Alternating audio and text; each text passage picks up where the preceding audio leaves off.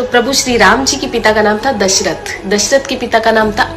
अज के पिता का नाम था नाभाग, नाभाग के पिता का नाम था ययाति, ययाति के पिता का नाम था नहुष, नहुष के पिता का नाम था अम्बऋषि, अम्बऋषि के पिता का नाम था प्रशुश्रुक, प्रशुश्रुक के पिता का नाम था मरु, तो मरु के पिता का नाम था शिग्रक, शिग्रक के पिता का नाम था अग्निवर्ण, अग्निवर्ण के पिता का नाम था सुदर्शन, सुदर्शन के पिता का नाम था शंखण, शंखण के पिता का नाम था प्रवड्ड, प्रवड्ड के पिता का नाम था अंशुमन, अंशुमन के पिता का नाम था दिलीप,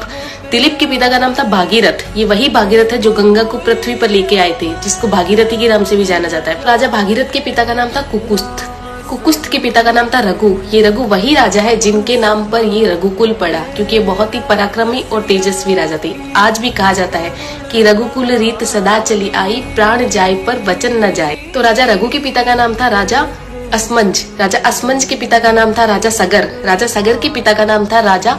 असित, राजा असित के पिता का नाम था राजा भरत, राजा भरत के पिता का नाम था ध्रुव संधि, राजा ध्रुव संधि के पिता का नाम था राजा सुसंधि, राजा सुसंधि के पिता का नाम था राजा मानधाता, मानधाता के पिता का नाम था युवानाश्री, युवानाश्री के पिता का नाम था दुंदुमार, दुंदुमार के पिता का नाम था त्रिशंकु, राजा त्रिशंकु के पिता का नाम था राजा पृथु, राजा पृथु के पिता का नाम था अंडण्य, अंडण्य के पिता का नाम था राजा बाण, राजा बाण के पिता का नाम था विवस्वान, राजा विवस्वान के पिता का नाम था राजा मनु, राजा मनु के पिता का नाम था